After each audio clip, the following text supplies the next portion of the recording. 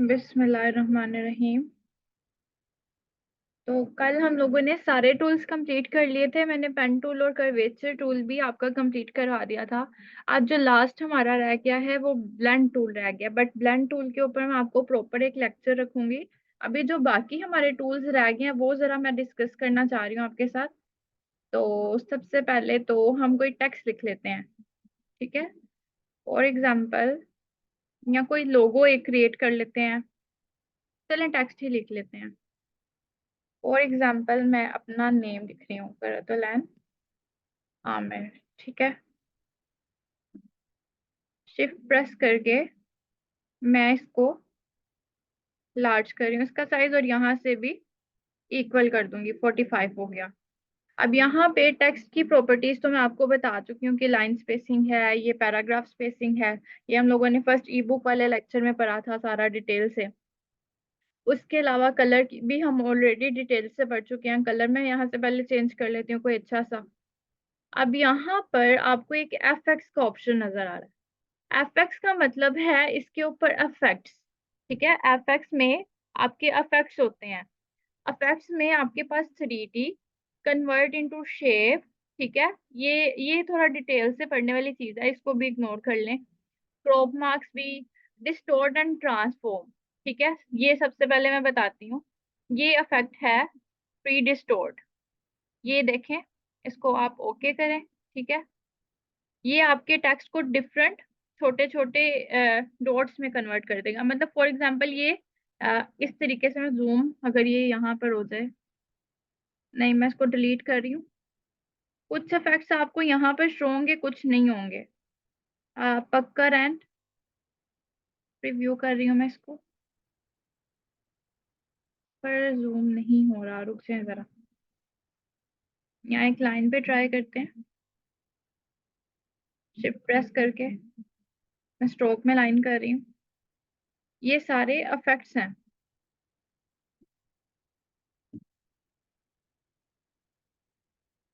Fill इसका none कर दिया, ठीक है। वैसे ये टेक्स्ट के ऊपर ही होता है मेरे ख्याल से, इस पे नहीं होगा ये। हम्म, ये हमारा टेक्स्ट है। अगर मैं इसको आउटलाइन कर दूं, अच्छा मैंने यहाँ पर एक फंक्शन है हमारे पास, जब हम कोई भी टेक्स्ट लिखते हैं। अभी ये सारे का सारा टेक्स्ट एक ही वर्ड है, ठीक है। अभी ये सारे का सारा टेक्स्ट, इस लाइन को मैं डिलीट कर देती हूँ। ये सारे का सारा टेक्स्ट एक ही वर्ड है, मतलब एक लाइन में है। और आप इसमें से सिंगल सिंगल वर्ड को जस्ट आप बोल्ड कर सकते हो, इटैलिक कर सकते हो, इसका साइज चेंज कर सकते हो, इसमें लाइन स्पेसिंग ऐड कर सकते हो, या इसकी जगह जगह चेंज कर सकते हो। बट अगर आपने इस एक सिंगल सिंगल करेक्टर को एडिट करना है तो आप इसको ऑब्जेक्ट में कन्वर्ट करेंगे। टेक्स्ट को फॉर्मेटिंग, टेक्स्ट की जो फॉर्मेटिंग है वो यहाँ से हो जाएगी। बट अगर आपने टेक्स्ट की एडिटिंग करनी है, जिसको बोलते हैं टाइपोग्राफी, टेक्स्ट की एडिटिंग को आप टाइपोग्राफी बोलते हो। एडिटिंग करने के लिए आप इसकी आउटलाइंस क्रिएट करेंगे, ठीक है। जब भी आप कोई टेक्स्ट लिखेंगे आपको नीचे ऑप्शन नजर आएगा क्रिएट आउटलाइन, जो कि आपके टेक्स्ट को एक ऑब्जेक्ट में कन्वर्ट कर देगा। आपको जैसे लिखा हुआ नजर आ रहा है, convert the selected text two parts. मैं इसको सिलेक्ट कर रही हूँ। पहले ये पूरी की पूरी एक लाइन थी, अब ये सिंगल सिंगल ऑब्जेक्ट है। पहले मैं इसको अनग्रुप करूंगी, ठीक है। अब ये सिंगल सिंगल ऑब्जेक्ट है। आप इसको अपनी मर्जी से एडिट कर सकते हैं, ठीक है। फॉर एग्जाम्पल मुझे मेरे नेम का कोई लोगो क्रिएट करना है, या किसी भी टेक्स्ट का टाइपोग्राफी लोगो क्रिएट करना है, तो मैं टेक्स्ट को यहाँ पर राइट करके, फॉर एग्जाम्पल मैं अभी रिसेंटली एक लोगो बना रही थी जीईसी का। तो अगर मुझे इस पे लोगो क्रिएट करना है तो मैं सबसे पहले तो इसकी आउटलाइन क्रिएट करूंगी, ताकि मैं इसमें जो टाइपोग्राफी इफेक्ट है वो ऐड कर सकूं। इसको फिर मैं अगेन अनग्रुप कर रही हूँ। अनग्रुप करने के बाद ये तीनों देखें अलग अलग हो गए। पहले ये तीनों इकट्ठे थे, मैं इनको मूव नहीं कर सकती थी अलग अलग। हम इनको अलग अलग नहीं कर सकते क्योंकि ये टेक्स्ट था। अब ये ऑब्जेक्ट बन गए हैं, ठीक है। ऑब्जेक्ट बन गया, कंपाउंड बात बन गए हैं। तो इसको अब हम एडिट कर सकते हैं। एडिट करने के लिए हम क्या करेंगे, पेन टूल या कर्वेचर टूल। कर्वेचर टूल इसी में एडिटिंग स्टार्ट कर देगा। पेन टूल अगर आप नए सिरे से कोई काम करना चाह रहे हैं तो ये नए सिरे से काम करेगा। ठीक है, आपको कर्वेचर टूल की जरूरत है, क्यों? क्योंकि आपने एडिटिंग करनी है। फॉर एग्जाम्पल इस जी का नाम था ग्लोबल एजुकेशन कंसल्टेंसी। तो अगर मैं इसको ग्लोबल के तौर पर बिल्कुल एज अ सर्कल यूज करना चाहूँ तो मुझे इसको कर्वेचर टूल से एडिट करना पड़ेगा। ठीक है, ये देखें, आप इसको जैसे मर्जी अपनी मर्जी से मूव कर सकते हैं, जैसे आप इसकी शेप देना चाहें। ये देखें, ठीक है, जैसे आपने इसकी शेप रखनी है ये आपकी अपनी मर्जी है। ये लें, मैं जस्ट एक एग्जांपल दे रही हूँ। बाकी मर्जी आपकी, आप जैसे मर्जी अपने टेक्स्ट को एडिट करना चाहे कर सकते हैं। ठीक है, ये देखें। अब बाकी जो बात है टेक्स्ट की, ये तो मैंने आपको बता दिया ना कि अगर आपने टेक्स्ट को एडिट करना हो तो आप क्रिएट आउटलाइन करके उसमें एडिटिंग करके उसकी टाइपोग्राफी कर सकते हैं। अब फॉर एग्जांपल ये हमारे पास है जीईसी। मैं जस्ट सिंपल प्लेन टेक्स्ट रखना चाह रही हूँ बट कुछ इफेक्ट्स के साथ। फॉर एग्जांपल मैं यहाँ पर टेक्स्ट भी लिख देती हूँ, global education education consultancy.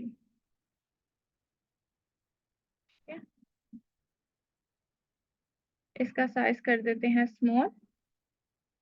Text style सबसे पहले आप सिलेक्ट कर लें कि आपने टेक्स्ट स्टाइल कौन सा रखना है। यहाँ से फोन डाउनलोड करने का तरीका मैं ऑलरेडी आपको उसका लेक्चर भेज चुकी हूँ, आपने वहां से उसका लेक्चर देख लेना है यूट्यूब से। ये अच्छा लग रहा है, चलें इसका साइज मैं बढ़ा रही हूँ। अच्छा, इसका साइज मैं इसलिए बढ़ा रही हूँ क्योंकि ये 500 × 500 पिक्सल्स हैं। लोगों का एक्चुअल साइज 500 × 500 पिक्सल होता है। तो आप ये बिल्कुल इसकी एजिस पर भी काम करो तो ये लोगों का एक्चुअल साइज है। आपको कोई इसमें इश्यू नहीं होना चाहिए कि भाई हम लोग छोटा सा लोगो बनाएं कि बिल्कुल सेंटर में नहीं रहे, नहीं। आपने इसके एक्चुअल साइज के अकॉर्डिंगली ही काम करना है। अब ये देखें, ये बिल्कुल सेंटर इसका पता नहीं चल रहा। हम यहाँ से हॉरिजॉन्टल अलाइन सेंटर और वर्टिकल अलाइन सेंटर दोनों एंगल से मैं इसको सेंटर में ले आई। ठीक है, उसके बाद ये नीचे आ गया। अब इसमें मुझे कुछ इफेक्ट्स ऐड करने हैं। Affect, FX, affect. इसके सबसे पहले तो मैं कलर करूंगी। अब मैं आपको कलर्स की भी कॉम्बिनेशन बताती हूँ।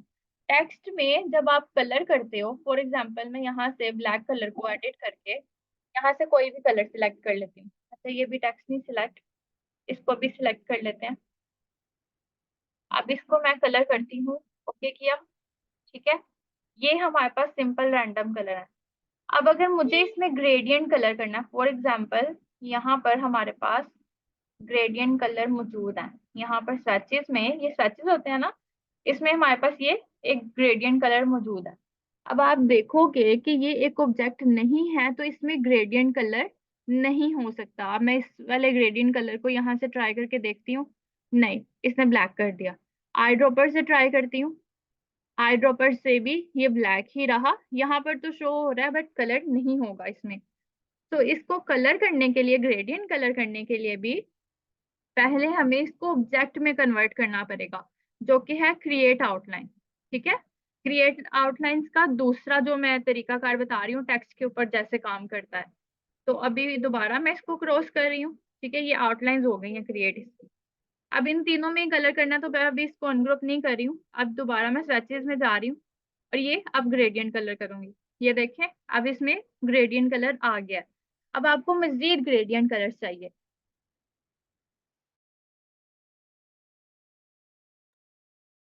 फॉर एग्जाम्पल आप इसमें चाह रहे हैं, फॉर एग्जाम्पल ये देखें, मेरे मेटालिक कलर्स हैं। मेरा जो लोगो है, आप लोगों को स्क्रीन पे भी अक्सर नजर आता होगा, इसमें मेटालिक कलर्स हैं। इसमें मैंने कोई 3D इफेक्ट नहीं ऐड किया हुआ। ये बिल्कुल एक प्लेन जो स्टैटिक लोगो है ये वही है।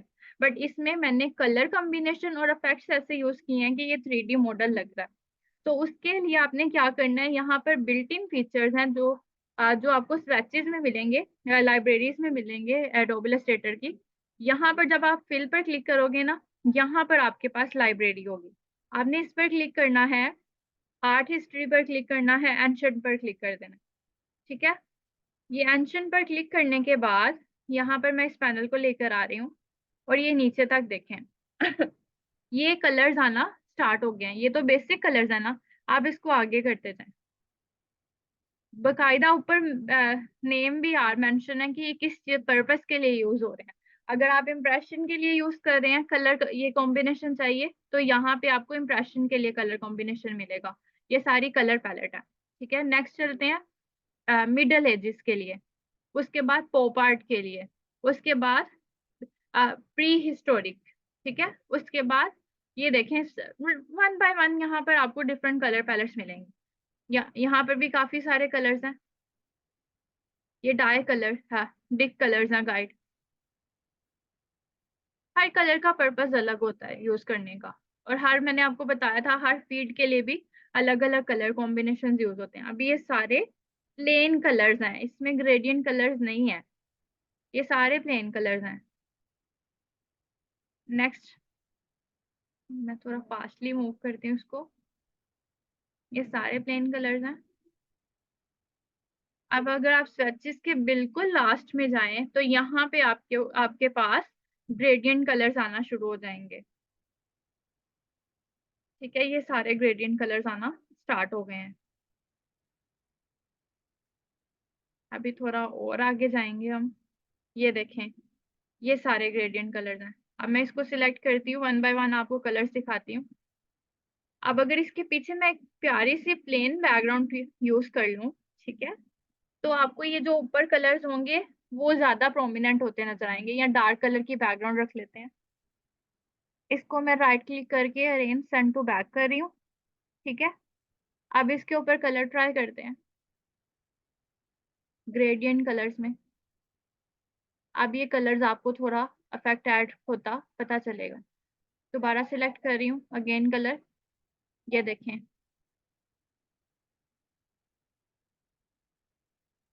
मैंने ब्राउन कलर किया था, वो काफी अच्छा था। अब ये वन जब याद है हम लोगों ने ग्रेडियंट टूल पे जब प्रैक्टिस की थी, ग्रेडियंट टूल में हम ग्रेडियंट भी डिफरेंट कलर्स के यूज कर सकते हैं। ये देखें, अब बैकग्राउंड के ऊपर मैं चेंजेस करके बता रही हूँ। ये टेक्स्ट के अंदर भी आ सकते हैं, अगर आप टेक्स्ट के अंदर ऐड करना चाहें तो आप टेक्स्ट के अंदर भी ऐड कर सकते हैं।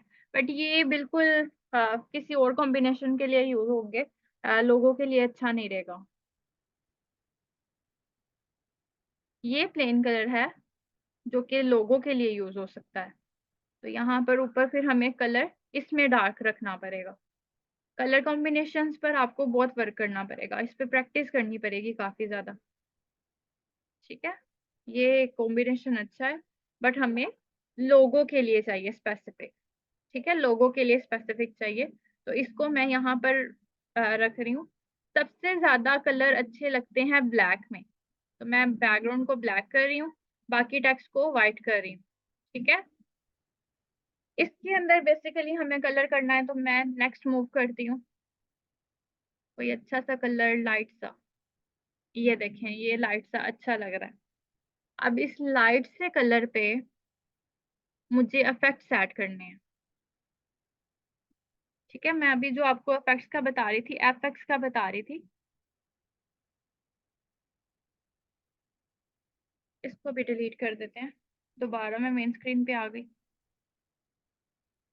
दोबारा मैंने इसको सिलेक्ट किया। अब इस पे मैं इफेक्ट्स ऐड करूंगी। ठीक है, एफएक्स पर क्लिक करते हैं। ये 3D इफेक्ट है। 3D इफेक्ट बेसिकली आपको 3D मॉडल डिजाइनिंग के लिए ही हेल्प करता है, बट ये भी थोड़ा डिटेल से बढ़ते हैं। बट पहले जरा टेक्स्ट के ऊपर जो इफेक्ट्स लगते हैं वो चेक कर लें। ये भी डिटेल से बताती हूँ, ये भी पता नहीं क्यों नहीं वर्क कर रहा। ये पाथ है, ये पाथ फाइंडर है। पाथ फाइंडर एक एक्स्ट्रा टूल है, वो भी मैं आपको बता देती हूँ, इसका तो शॉर्टकट भी है हमारे पास। उसके अलावा यहाँ पर आपने स्टाइलाइज में जाना है। ठीक है, स्टाइलाइज में जाना है।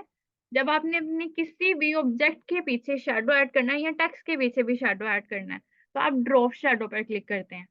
ठीक है, ये देखें, ये ड्रॉप शेडो आ गया। आप इसकी परसेंटेज बढ़ा भी सकते हैं ओपेसिटी, और काम भी कर सकते हैं, इसके एक्स वाई एक्सिस भी चेंज कर सकते हैं, और इस ये ब्लर कितना रखना है ये भी आपकी अपनी मर्जी है। और अगर आपने कलर चेंज करना है अपने शेडो का, तो वो भी आप कर सकते हैं। ठीक है। जो कि ड्रॉप शेडो का सिर्फ ब्लैक ही अच्छा लगता है, शेडो ब्लैक कलर का होता है। बट ये आपकी बैकग्राउंड पर डिपेंड करता है कि आप कलर कौन सा यूज करते हैं। ये देखें, अब इस पे 3D लुक आ गया, एक इफेक्ट लग गया। अब अगर दोबारा मैं इस पे ब्लैक बैकग्राउंड लगाऊं, ठीक है, हमें अपने लोगों को डिफरेंट एंगल से देखना पड़ता है, डिफरेंट पर्सपेक्टिव से देखना पड़ता है। फॉर एग्जांपल, डार्क बैकग्राउंड के ऊपर आप अपना लोगो लगा रहे हो, तो क्या ये शेडो अच्छा लगेगा? नहीं। ये आपके क्लाइंट की रिक्वायरमेंट्स होती हैं कि आपने लोगो किस तरीके का बनाना है, बैकग्राउंड क्या होनी चाहिए। तो अब इस ड्रॉप शेडो को रिमूव करने के लिए दोबारा मैं क्लिक कर रही हूँ, यहाँ से इस ड्रॉप शेडो को डिलीट पर क्लिक करके रिमूव कर रही हूँ। ठीक है। अब दोबारा स्टाइलाइज पे जाऊंगी। अब फेदर का मतलब है, ये देखें, यहाँ पे आपको ये चीज नजर आ रही है। फेदर का मतलब है इसके कॉर्नर्स सॉफ्ट हो जाएंगे। ठीक है। अगर मैं इसको अभी ओके करूं, तो इसके जो कॉर्नर्स हैं वो सॉफ्ट हो जाएंगे, मतलब ये ब्लरी इफेक्ट में चला जाएगा। ठीक है। अभी इसको भी मैं डिलीट कर रही हूँ, इस इफेक्ट को। ये भी आपको चीज पता चल गई है। अगर आपने ब्लरी इफेक्ट करना हो तब ये होगा। अच्छा, अब बारी है इनर ग्लो की। इनर ग्लो, जैसे आपको आउटर शेडो मिलता है, उसी तरीके से इनर ग्लो अंदर की तरफ आपको एक ग्लो इफेक्ट देगा। ये देखिए, इसकी अंदर की तरफ एक ग्लो इफेक्ट आ जाएगा। इसके जो कॉर्नर्स हैं वो थोड़े से ब्लर हो जाएंगे। थोड़ा जूम कर रही हूँ, दोबारा अगेन मैं इसको डिलीट कर रही हूँ। ठीक है। अगेन इफेक्ट्स पर जा रहे हैं। उसके बाद आउटर ग्लो। आउटर ग्लो के लिए मैं लाइटर कलर यूज करती हूँ क्योंकि बैकग्राउंड हमारी डार्क है। ओके करेंगे। ये देखें, ये आ गया आउटर ग्लो। ओके करें, फिर ही सेट होगा। ये आउटर ग्लो आ गया। ठीक है। उसके बाद डिलीट एफएक्स, स्टाइलाइज में जाएंगे, राउंड कॉर्नर्स। ठीक है। राउंड कॉर्नर्स मतलब, फॉर एग्जांपल, मैं इसको एक बॉक्स पे लगाती हूँ। ये तो हमारा बिल्कुल जस्ट एक टेक्स्ट है ना, इस पर तो ये वर्क ही नहीं करेगा।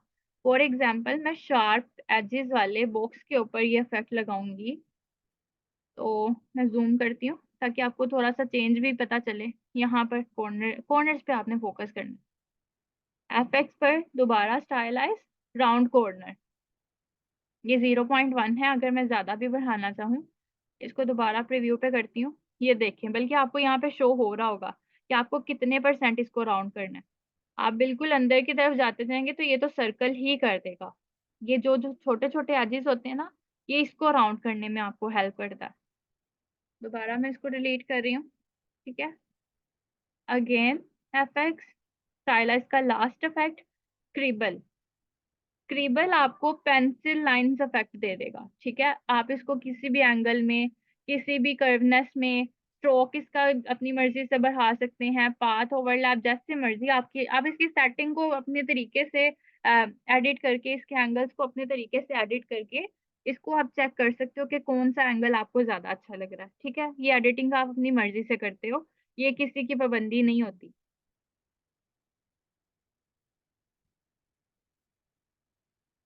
ये सारे स्टाइलाइज के इफेक्ट थे। ठीक है। अभी अगर बैकग्राउंड मुझे डार्क रखनी है, तो मुझे इसका जो आउटर ग्लो है वो सिलेक्ट करना पड़ेगा, या ड्रॉप शेडो पर ही मुझे इसका कलर लाइट रखना पड़ेगा, जो कि सूटेबल नहीं लगेगा मेरे ख्याल से।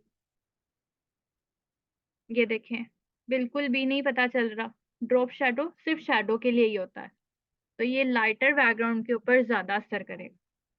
दोबारा टेक्स्ट को ब्लैक करते हैं। ठीक है। दोबारा इस पे ड्रॉप शेडो ट्राई करते हैं, ब्लैक कलर। ओके। ठीक है। ये अब ज्यादा बेटर लग रहा है। बाकी सारे इफेक्ट्स की निस्बत ये अब ज्यादा बेटर लग रहा है। ठीक है। अब नेक्स्ट मैं आपको बताती हूँ। फॉर एग्जांपल, मैं जीईसी को रिमूव कर रही हूँ। अब मुझे इसी में एडिटिंग करनी है। मुझे एक सर्कल मिनिमलिस्टिक लोगो चाहिए। ठीक है। उन्होंने जीईसी का, चले मैं जीईसी अंदर प्यारा सा लिख लेती हूँ। कंट्रोल सी कर रही हूँ। दोबारा टेक्स्ट टाइप टूल से यहाँ पर जीईसी, एक प्यारा से टेक्स्ट टाइप इफेक्ट में जीईसी लिख लेते हैं।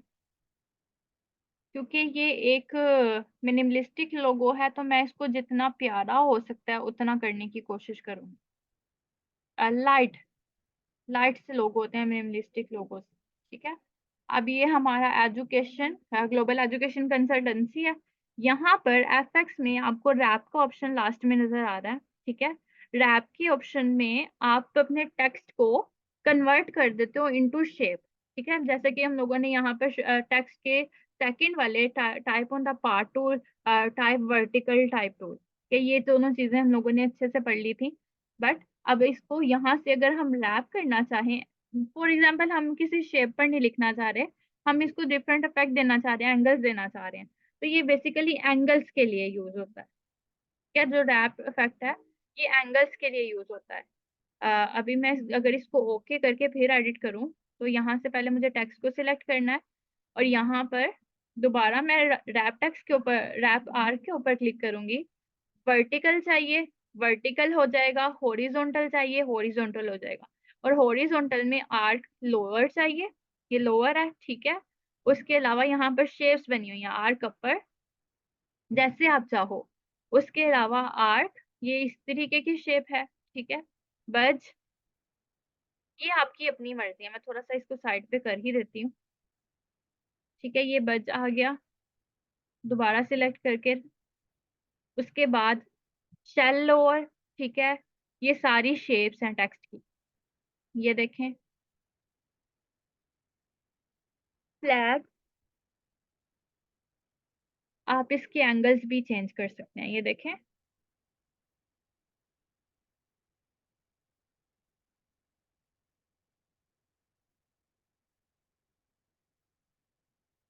फ्लैग, वेव, ठीक है, वेव में थोड़ा सा ही आपको नजर आएगा। फिश, ठीक है। उसके बाद राइज, उसके बाद फिश आई, ये देखें फिश आई। उसके बाद इन्फ्लेट, ये सर्कल फॉर्मेट है। ट्वीज और ट्विस्ट, ठीक है। ये ट्विस्ट इस तरीके से, मैं इन सबको कैंसिल कर रही हूँ और इसको डिलीट कर रही हूँ। बाकी जो सबसे ज्यादा यूज होता है वो है आर्क, क्योंकि ये बिल्कुल आपको सर्कल ऑप्शन में चाहिए होता है। और अगर आपको बिल्कुल इस तरीके से नहीं चाहिए, क्योंकि यहाँ पे जो हम लोगों ने अभी तक जितना भी एडोबे इलस्ट्रेटर बेहतर हो गया, इसका आर्क नहीं ठीक हुआ, क्योंकि ये सर्कल फॉर्मेट परफेक्ट नहीं करता। तो अगर आप इसका सर्कल फॉर्मेट परफेक्ट करना चाह रहे हो, तो मैं आपको सजेस्ट करूंगी कि आप सर्कल ड्रॉ करके, ठीक है, एक छोटा सा सर्कल ड्रॉ करके उसी के ऊपर आप टाइप ऑन पाथ कर लो, ठीक है। आप इसके ऊपर क्लिक करो, ये देखें इस तरीके से। यहाँ पर मैं लिखूंगी ग्लोबल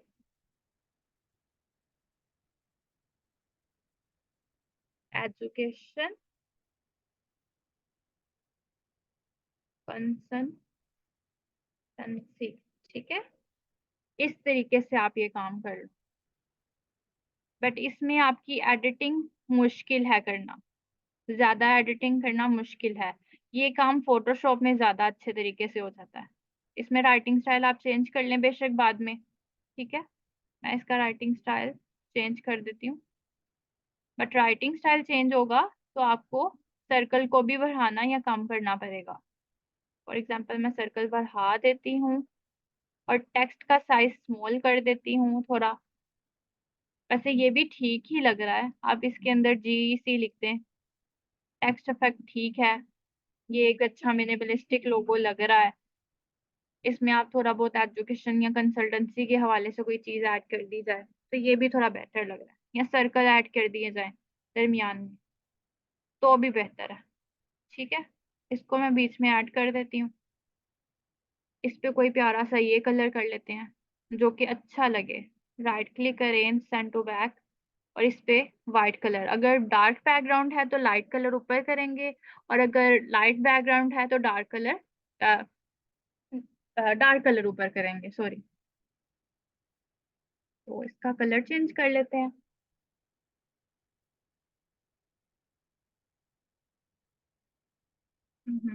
आई थिंक स्टक हो गया है क्योंकि हम लोगों ने इफेक्ट यूज किया है। चलिए, टाइम मेरे ख्याल से अब एंड होने वाला है आज के लिए। टाइम जो हमारे टेक्स्ट टूल के ऊपर हम लोगों ने जो सारी बातें की है, इतनी काफी हैं। मैं रिकॉर्डिंग स्टॉप करती हूँ।